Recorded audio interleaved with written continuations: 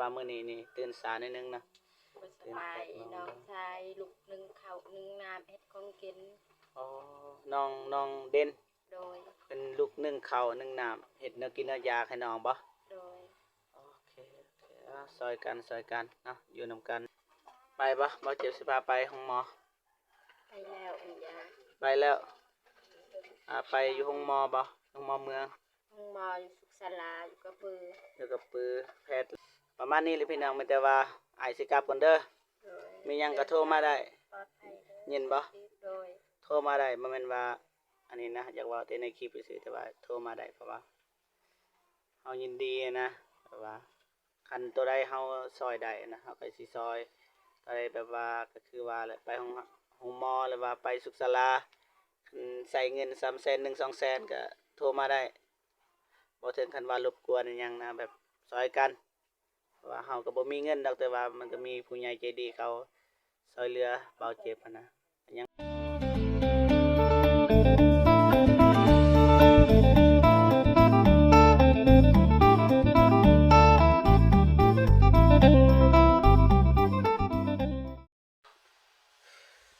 พี่น้องนะ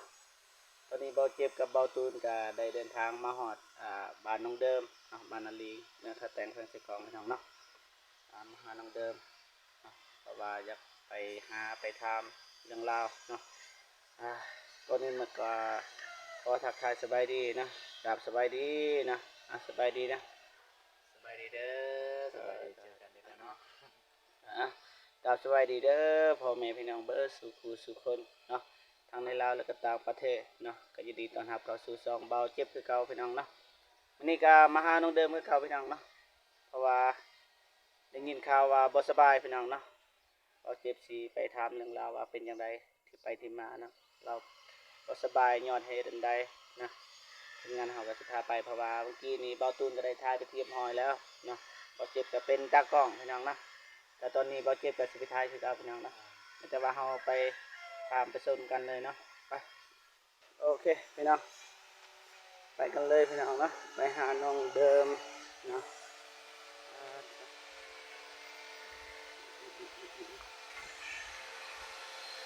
สร้างเพิ่นบกวนสร้างเลยพี่น้องเนาะเพราะว่าบ่เจ็บแต่อยากไปหาน้องเดิมโดยเฉพาะเลยนะ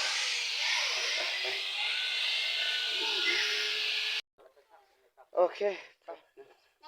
สบายดีเด้อไอเจ็บสบายดีคุณยายใจบุญสบายดี FC ไอเจ็บทั้งไทยทั้งลาวต่างประเทศได้ขออนุญาตขึ้นก่อนพี่น้องลำบากสบายดีโดยสบายดีจะได้ไหมยังมาเฮ็ดของกินซอยน้องเดิมเป็นยังก็มาซอยปกติก็มาซอยบ่โดยบัดเดี๋ยวนี้น้องเดิมบ่สบายนะโอเคได้เป็นยังคือบ่สบายเป็นยังได้เป็นกระเพาะไปหาแพทย์ไปหาหมอหรือเปล่าไปแล้วเขาว่าจังไดเขาว่าบ่ให้กินเผ็ดหลายบ่ให้กินเค็มหลายแล้วน้องเป็นพยาธิยังแพทย์เขาอ่ะเป็นกระเพาะมันเกิดแต่โดนนะบ่โดนแล้วแล้วก็มันตอนเจ็บมันเริ่มแต่มื้อใดเลยแต่เมื่อวานเนาะแต่ว่าไปหาหมอมื้อนี้เนาะโดยตอนเช้าได้พาไปพี่น้องอยู่ทางบ้านบ่อยู่ทางไว้พี่น้องอยู่ทางไว้พาไปโอเคบ่สบายตั้งแต่เมื่อวานนะเบิดเงินคำเท่าไรล่ะโรงหมอค่ายา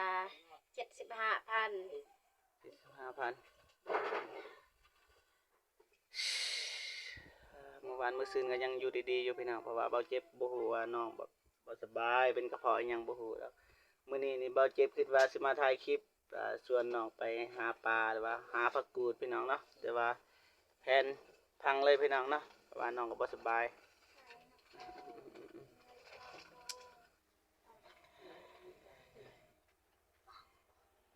กินข้าวกินน้ำแล้วบ่ยังทันกินอันนี้ยังนี่ ปลาทูกับผักสูบ สู่น้องเดิมเพิ่นกินบ่ได้บ่ กินเผ็ดบ่ได้ โอ้น้องเพิ่นบ่ให้กินเผ็ดเนาะ โดย แล้วก็บ่ให้กินหยังแหน่ บ่ให้กินของดองบ่ให้กินเผ็ดบ่ให้กินเค็ม กินหวานได้บ่ เป็นว่าได้ กินหวานได้นะ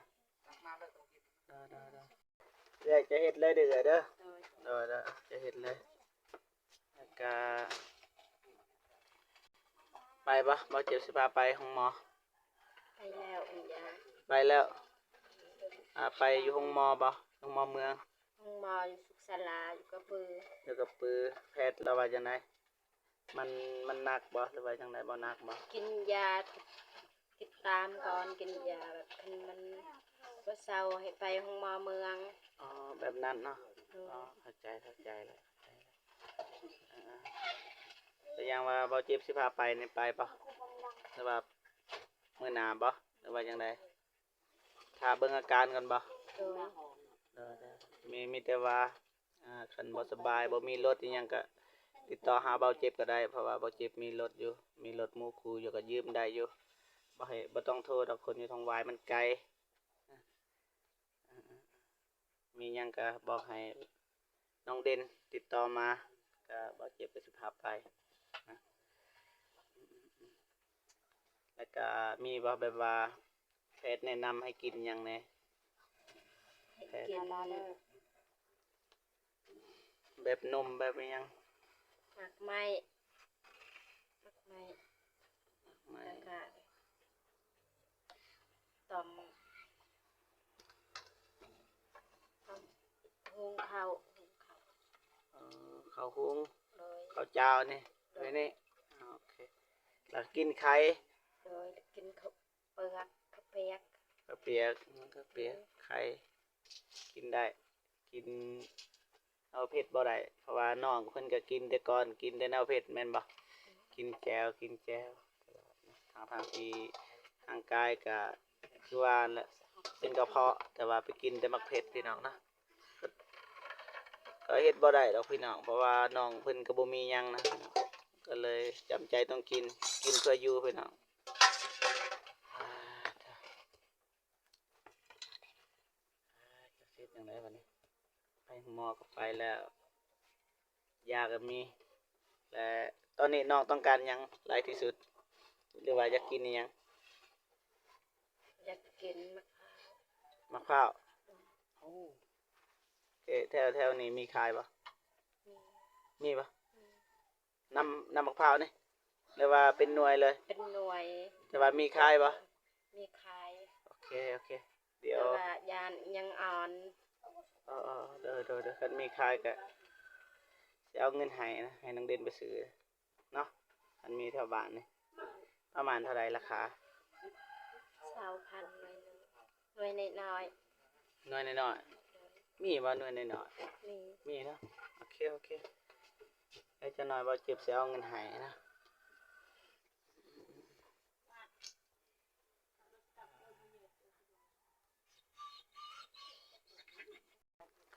โอเคพี่น้อง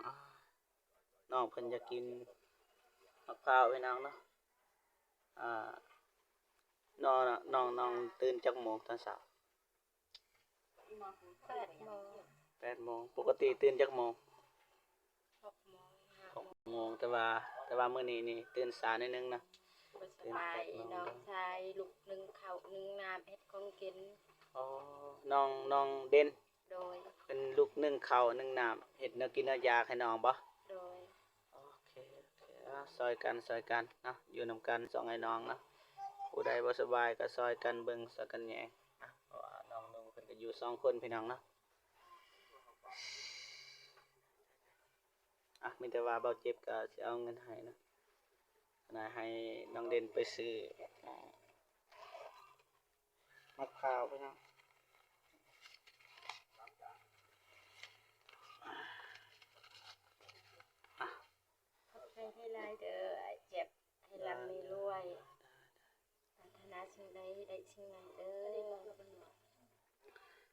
ได้มีแต่ว่าให้น้องเด่นไปซื้ออยากกินหยังก็ให้ไปซื้อให้มันถือกันนี่แหละบ่ให้มันผิดซะซั่นซะมีแต่ว่ามีหยังก็ติดต่อหาบ่เจ็บได้เด้อโดยประมาณนั้นแหละพี่น้องเนาะเก็บก็สิกลับก่อนพี่น้องเพราะว่าบ่าวดงบอกให้กลับไปมีเวียกจำเป็นอยู่เฮือนอ้ายเพิ่นนะเพิ่นประสานหาบ่ตูนแต่ว่าบ่ตูนก็บอกต่อหาบ่เจ็บนะประมาณนี้เลยพี่น้องมีแต่ว่าอ้ายสิกลับก่อนเด้อโดยมีหยังก็โทรมาได้ปลอดภัยเด้อยินบ่โดยโทรมาได้บ่แม่นว่าอันนี้นะอยากเว้าแต่ในคลิปซื่อๆแต่ว่าโทรมาได้เพราะว่าเฮายินดีนะแบบว่าคันตัวใดเฮาช่วยได้นะเฮาก็สิช่วยตัวใดแบบว่าก็คือว่าแหละไปห้องหมอหรือว่าไปสุขศาลาคันใช้เงิน300,000 1 200,000ก็โทรมาได้บ่ถึงขั้นว่ารบกวนอิหยังนะแบบช่วยกันเพราะว่าเฮาก็บ่มีเงินดอกแต่ว่ามันก็มีผู้ใหญ่ใจดีเขาช่วยเหลือเบาเจ็บหั้นนะยังมีอยู่เงินมีหยังก็โทรมาได้เด้อโทรเด้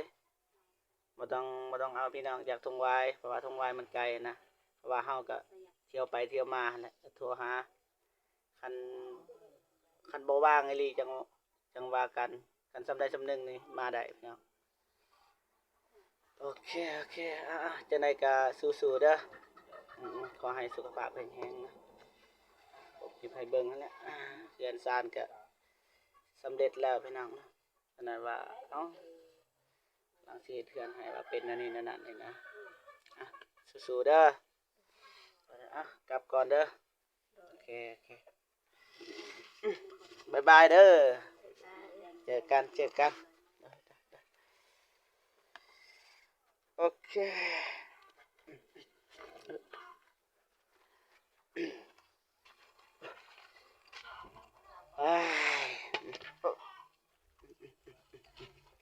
ปาโทสาวเพิ่นกำลังเขียนเด้อสบายดี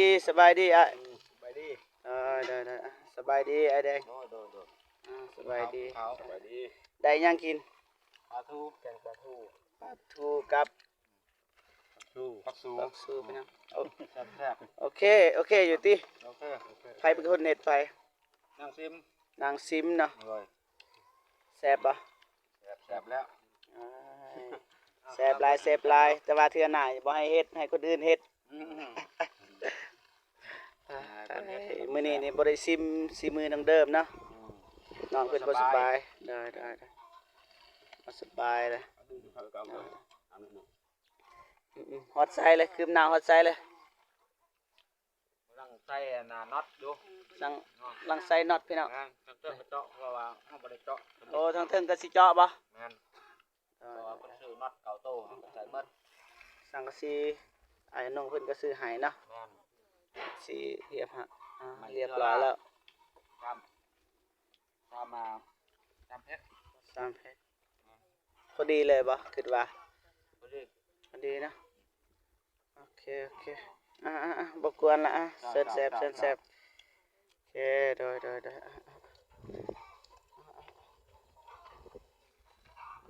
พี่น้อง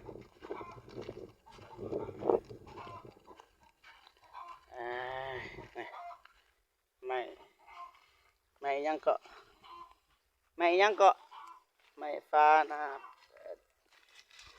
นี่เอาพี่น้องไม่เซียวหลาเราเจ็บกับบ่ฮู้ดอกเรือนซานประมาณนี้เลยพี่น้องสร้างเพิ่นกำลังเจาะเนาะใส่น็อตพี่น้องนะประมาณนี้เลยพี่น้องเนาะมีแต่เบาเจ็บสิคอโตกลับก่อนเนาะจังใดก็ขอบคุณนะ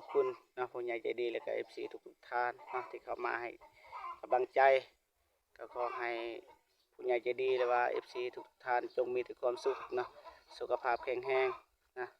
ไปที่ใดก็ขอให้ปลอดภัยนะอายุมันควรยืนพี่น้องนะความเจ็บบ่ให้ได้ความไข้บ่ให้มีนะปรารถนาสิ่งใดขอให้ได้สิ่งนั้นนะตั้งสมมาตรปรารถนาเบิดสุขสุขคนเด้อนะเอาคลิปนี้บ่เจ็บกับขอโตครับก่อนนะไว้เจอกันคลิปหน้านะสำหรับคลิปนี้ขอกล่าวคำว่าสบายดี